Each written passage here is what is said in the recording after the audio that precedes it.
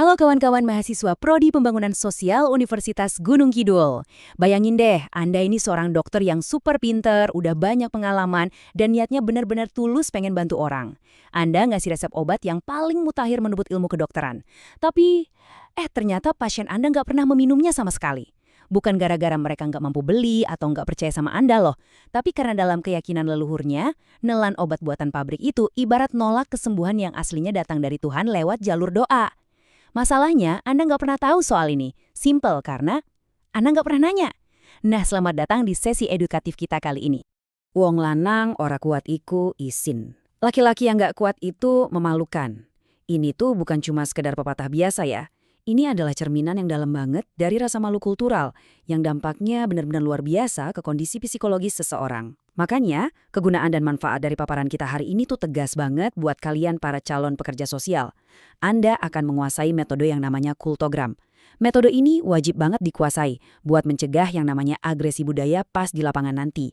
Tujuannya, biar Anda berubah dari yang tadinya cuma sekedar ngasih instruksi, jadi mitra empatik yang benar-benar bisa menyelami semesta budaya klien Anda secara utuh.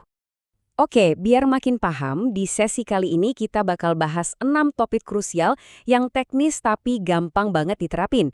Ada konsep dasar analisis kultogram, 10 domain asesmen budaya, studi kasus keluarga Triono, analisis kebijakan berbasis budaya, tindakan lapangan pekerja sosial, dan ditutup dengan strategi edukasi penyuluh sosial.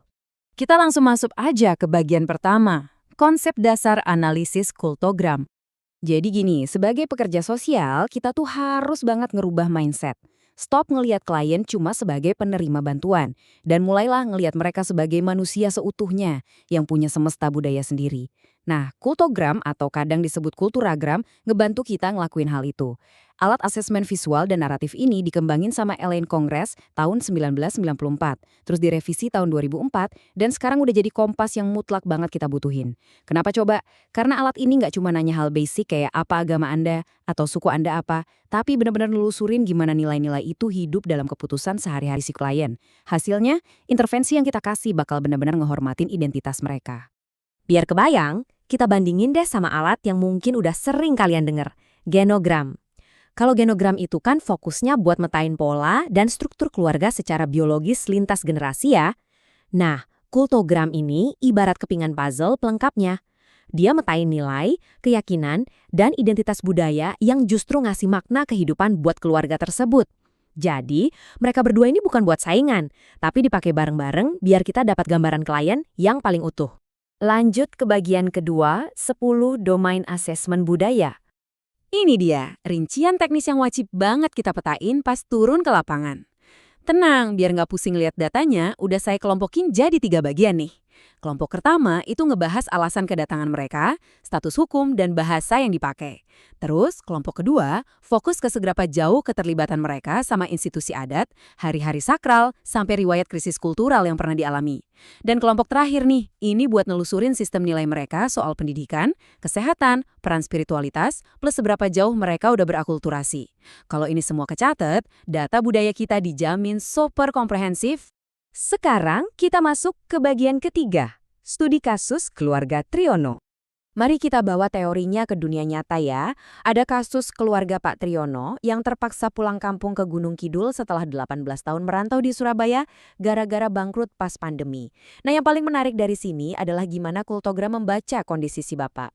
Alat ini nggak ngelihat depresinya semata-mata sebagai masalah klinis loh, tapi sebagai konflik budaya yang kental banget sama keharusan selamatan dan perasaan isin alias malu tadi. Karena pulangnya bawa rasa malu, ya implikasinya kita pendekatannya harus beda.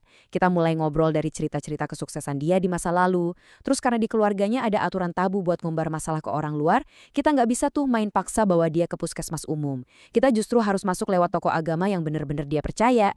Belum lagi, coba perhatiin. Ada jurang identitas yang gede banget di dalam rumah mereka sendiri. Orang tuanya masih medok ngomong pakai bahasa Jawa ngoko dan kromo, sementara anak-anaknya udah kebiasaan pakai bahasa Indonesia logat Surabaya. Isolasi kultural di dalam rumah sendiri plus hambatan bahasa ini bikin kondisi sang ayah makin ngerasa kehilangan wibawa.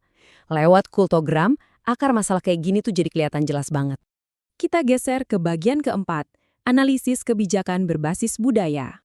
Pernah kepikiran nggak? Gimana caranya analis kebijakan nyari tahu kenapa program pemerintah yang bagus malah gagal di lapangan? Jawabannya ada di 5 langkah operasional ini. Mulai dari audit budaya dari program yang udah jalan, terus kita bikin segmentasi penerimanya, masukin variabel-variabel budaya, sampai akhirnya mendesain regulasi dan indikator keberhasilan. Mengintegrasikan variabel lokal ini super krusial kawan-kawan. Bayangin kalau jadwal program sosial yang kalian bikin ternyata nabrak tradisi nyadran di makam atau pas bulan Ramadan. Ya udah pasti ditinggalin sama warga. Pendekatan ini tuh penting banget buat nyegah kegagalan sistemik dari atas. Masuk ke bagian kelima, tindakan lapangan pekerja sosial. Buat Anda yang nantinya bakal turun langsung nanganin kasus individu atau keluarga, ada 5 langkah praktis nih. Intinya selalu bikin kultogram di awal-awal sesi. Dan ini mengilustrasikan dengan sangat brilian gimana kita bisa ngeframe ulang pendekatan kita. Daripada pakai istilah medis barat yang kaku dan asing kayak terapi mental, kita bisa loh memingkai bantuan kita ini sebagai wujud ikhtiar yang memang dianjurkan sama agama. Coba deh, pendekatannya jadi beda banget kan? Kita pakai spiritualitas sebagai jembatan yang kuat buat penyembuhan, bukan malah dihindari karena dianggap nggak rasional. Terakhir nih, bagian ke-6, strategi edukasi penyuluh sosial. Kalau kedepannya Anda memilih jadi penyuluh sosial, ini rahasianya buat bisa ngomong langsung ke hati masyarakat. Semua harus wajib dimulai dengan menghormati warisan tradisi leluhur mereka. Dan ingat ya, satu poin penting, pakai referensi moral dari tokoh lokal. Pendapat dari Pak Kiai atau sesepuh desa itu aslinya jauh lebih didengerin dan persuasif buat warga, dibandingin Anda cuma bacain pasal-pasal dari buku peraturan pemerintah.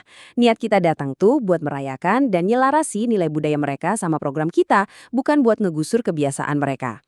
Jadi, poin krusialnya begini. Kalau kita kerja ngawur tanpa peduli sama konteks budaya, siap-siap aja panen 5 penyakit.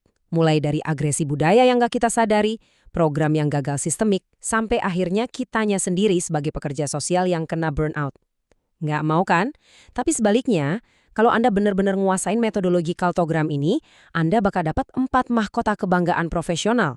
Anda dapat kepercayaan sejati dari masyarakat, program Anda bakal sustain alias tahan lama, Anda ngebuktiin kompetensi etis yang mantap, dan pastinya mewujudkan keadilan sosial yang nyata.